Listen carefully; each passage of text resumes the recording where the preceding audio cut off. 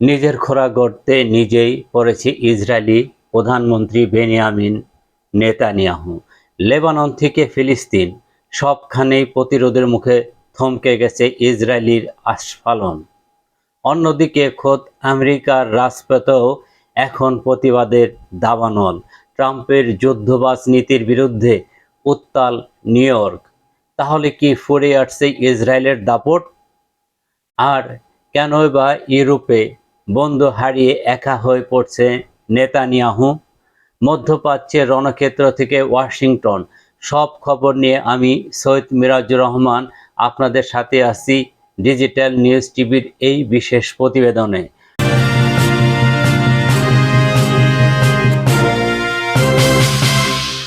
পুরো ভিডিওটি শেষ পর্যন্ত দেখুন, আপনিও অবাক হবেন বর্তমান পরিস্থিতির মোড় ঘোরানো সব তথ্যে। আজকের আলোচনার মূল বিষয়গুলো নিয়ে আপনাদের বিস্তারিত জানাচ্ছি।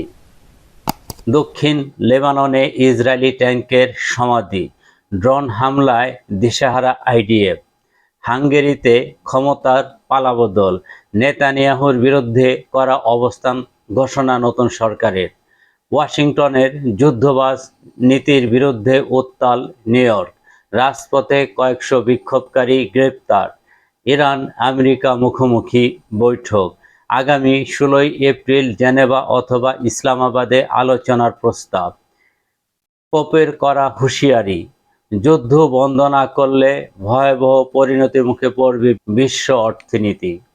শুরুতেই নজর রাখছি মধ্যপ্রাচ্যের রণক্ষেত্রে, যেখানে ইসরায়েলি সামরিক শক্তির ধম্ব মাটির সাথে মিশিয়ে দিচ্ছে লেবাননের প্রতিরোধ যোদ্ধারা।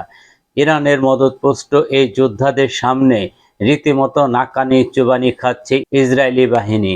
আধুনিক এফপিভি ড্রোন এবং ফাইবার অপটিক প্রযুক্তির সামনে পুরোপুরি অকেজো হয়ে পড়ছে ইসরায়েলের কোটি কোটি ডলারের আকাশ প্রতিরক্ষা ব্যবস্থা।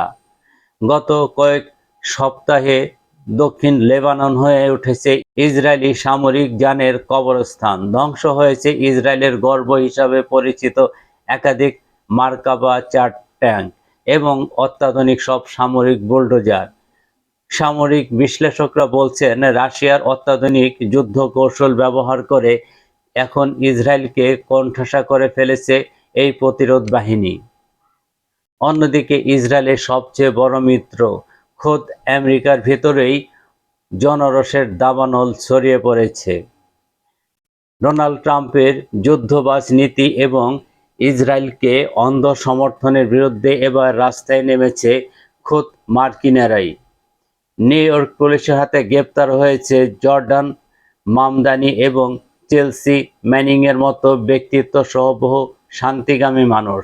তারা স্পষ্ট হুঁশিয়ারি দিয়েছে, আমেরিকার সাধারণ মানুষের ট্যাক্সের টাকা দিয়ে এই গণহত্যা আর চলতে দেওয়া হবে না। আন্তর্জাতিক রাজনীতিতে আরও বড় এক ধাক্কা খেয়েছে ইসরায়েল। ইউরোপে নেতানিয়াহুর শেষ ভরসা ছিল হাঙ্গেরি, কিন্তু ভিক্টর অরবানের পতনের পর পিটার ম্যাগিয়ারের নতুন সরকার ক্ষমতায় আসতেই দৃশ্যপট আমূলে বদলে গেছে। নতুন হাঙ্গেরি সরকার সাফ জানিয়ে দিয়েছে, ইসরায়েলি গণহত্যার দায় হাঙ্গেরি নেবে না। এমনকি তারা আবারও আন্তর্জাতিক অপরাধ আদালতের সদস্যপদ গ্রহণ করতে যাচ্ছে, যার ফলে নেতানিয়াহু ওয়ার ক্রিমিনাল হিসাবে গ্রেপ্তার করার পথ সুগম হতে পারে। এদিকে আমেরিকা এবং ইরানের মধ্যে উত্তেজনা এখন পাহাড় সমান। পারস্য উপসাগরে নৌ অবরোধের ফলে বিশ্ব অর্থনীতি যখন ধ্বংসের মুখে, তখন ট্রাম্প প্রশাসন অনেকটাই বাধ্য হয়ে ইরানের সাথে আলোচনায় বসার প্রস্তাব দিয়েছে। আগামী 16 এপ্রিল ইসলামাবাদ বা জেনেভায় অনুষ্ঠিত হতে যাওয়া এই বৈঠকের দিকে তাকিয়ে আছে পুরো বিশ্ব। তবে পরমাণু অস্ত্র এবং হরমুজ প্রণালী নিয়ে দুই দেশের অনড় অবস্থানে কি আদৌ কোনো সমাধান আসবে? সবশেষে খ্রিস্টানদের সর্বোচ্চ ধর্মগুরু পোপ লিও ও এবার মুখ খুলেছেন। তিনি সরাসরি ট্রাম্পের পররাষ্ট্রনীতিকে অমানবিক এবং দুর্বল বলে কটাক্ষ করেছেন। পোপের মধ্যে যুদ্ধ বন্ধ না করলে বিশ্ব এক অপূরণীয় সংকটে পড়বে। সব মিলিয়ে নেতানিয়াহু এবং ট্রাম্প উভয়ে এখন চতুর্মুখী চাপে। আজকের প্রতিবেদন আমরা বিস্তারিত দেখাবো। সত্যি কি বিশ্ব রাজনীতির নতুন এক মেরুকরণ হতে যাচ্ছে? দর্শক, আজকের আলোচনার মূল অংশটি আপনাদের সুবিধার্থে আবারও একবার জানাচ্ছি। মধ্যপ্রাচ্যের উত্তাল পরিস্থিতি, লেবাননের ড্রোন হামলায় ইসরায়েলি সেনাবাহিনীর পরাজয়, হাঙ্গেরির ক্ষমতার রদবদল এবং পোপের কড়া সমালোচনা, সব মিলিয়ে ইসরায়েল এখন চরম একা। ডোনাল্ড ট্রাম্পের নৌ অবরোধ এবং ইরানের সাথে সম্ভাব্য বৈঠক নিয়ে আমাদের আজকের বিশেষ বিশ্লেষণে আপনাদের কেমন লাগলো তা কমেন্ট করে জানাবেন। আমাদের চ্যানেলের ভিডিওগুলি আপনাদের ভালো লাগলে লাইক দিন, বন্ধুদের মাঝে শেয়ার করুন, আর তথ্যবহুল মনে হলে সাবস্ক্রাইব করে বেল আইকনটি চেপে দিন। আমাদের সাথে থাকার জন্য ধন্যবাদ। ভালো থাকুন, সুস্থ থাকুন। আল্লাহ হাফেজ।